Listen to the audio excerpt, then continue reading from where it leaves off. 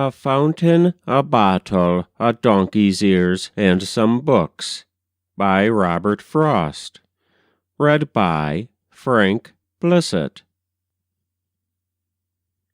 Old Davis owned a solid mica mountain in Dalton that would someday make his fortune. There'd been some Boston people out to see it, and experts said that deep down in the mountain the mica sheets were big as plate glass windows. He'd like to take me there and show it to me. I'll tell you what you show me. You remember you said you knew the place where once, on Kinsmen, the early Mormons made a settlement and built a stone baptismal font outdoors. But Smith, or someone, called them off the mountain to go west to a worse fight with the desert. You said you'd seen the stone baptismal font. Well, take me there.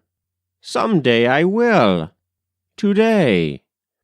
Huh, that old bathtub? What is that to see? Let's talk about it. Let's go see the place. To shut you up, I'll tell you what I'll do. I'll find that fountain if it takes all summer and both of our united strengths to do it. You've lost it, then? Not so, but I can find it. No doubt it's grown up some to woods around it. The mountain may have shifted since I saw it in '85. As long ago as that? If I remember rightly, it had sprung a leak and emptied then, and 40 years can do a good deal to bad masonry. You won't see any Mormon swimming in it. But you have said it, and we're off to find it. Old as I am, I'm going to let myself be dragged by you all over everywhere. I thought you were a guide. I am a guide, and that's why I can't decently refuse you. We made a day of it out of the world, ascending to descend to reascend. The old man seriously took his bearings and spoke his doubts in every open place. We came out on a look-off where we faced a cliff, and on the cliff a bottle painted, or stained by vegetation from above, a likeness to surprise the thrilly tourist.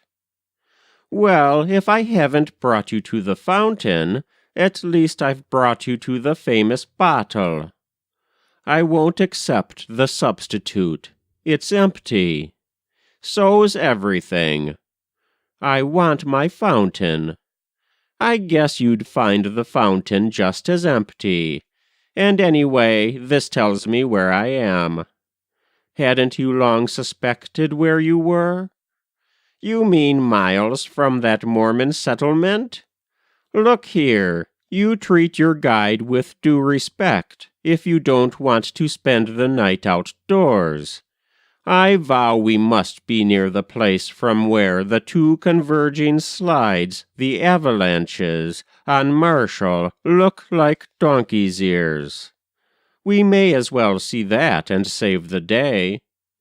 Don't donkey's ears suggest we shake our own? For God's sake, aren't you fond of viewing nature? You don't like nature. All you like is books. What signify a donkey's ears and bottle, however natural? Give you your books. Well then, right here is where I show you books. Come straight down off this mountain just as fast as we can fall and keep a-bouncing on our feet. It's hell for knees unless done hell for leather. Be ready, I thought, for almost anything. We struck a road I didn't recognize, but welcomed for the chance to lave my shoes in dust once more. We followed this a mile, perhaps, to where it ended at a house I didn't know was there. It was the kind to bring me to for broad-board paneling. I never saw so good a house deserted. Excuse me if I ask you in a window that happens to be broken, Davis said. The outside doors as yet have held against us. I want to introduce you to the people who used to live here. They were Robinsons. You must have heard of Clara Robinson, the poetess who wrote the book of verses and had it published. It was all about the posies on her inner windowsill and the birds on her outer windowsill, and how she tended both, or had them tended. She never tended anything herself. She was shut in for life. She lived her whole life long in bed, and wrote her things in bed. I'll show you how she had her sills extended to entertain the birds and hold the flowers. Our business firsts up attic with her books. We trod uncomfortably on crunching glass through a house stripped of everything except, it seemed, the poetess's poems. Books, I should say, if books are what is needed. A whole edition in a packing case, that, overflowing like a horn of plenty, or like the poetess's heart of love, had spilled them near the window, toward the light where driving rain had wet and swollen them, enough to stock a village library. Unfortunately, all of one kind, though. They had been brought home from some publisher and taken thus into the family. Boys and bad hunters had known what to do with stone and lead to unprotected glass. Shatter it inward on the unswept floors. How had the tender verse escaped their outrage? By being invisible for what it was, or else by some remoteness that defied them to find out what to do to hurt a poem. Yet, oh, the tempting flatness of a book, to send it sailing out the attic window till it caught wind and, opening out its covers, tried to improve on sailing like a tile by flying like a bird, silent in flight, but all the burden of its body song, only to tumble like a stricken bird and lie in stones and bushes unretrieved. Books were not thrown irreverently about. They simply lay where someone now and then, having tried one, had dropped it at his feet and left it lying where it fell rejected. Here were all those the poetess's life had been too short to sell or give away.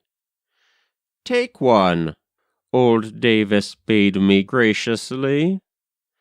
"Why not take 2 or 3? Take all you want. Good-looking books like that." He picked one fresh in virgin wrapper from deep in the box, and stroked it with a horny-handed kindness.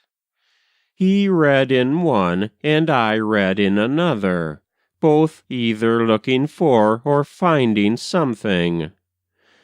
The attic wasps went missing by like bullets. I was soon satisfied for the time being.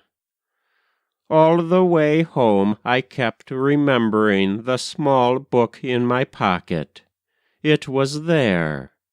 The poetess had sighed, I knew, in heaven at having eased her heart of one more copy, legitimately. My demand upon her, though slight, was a demand. She felt the tug. In time she would be rid of all her books. That was a fountain, a bottle, a donkey's ears, and some books, by Robert Frost. Read by Frank Blissett.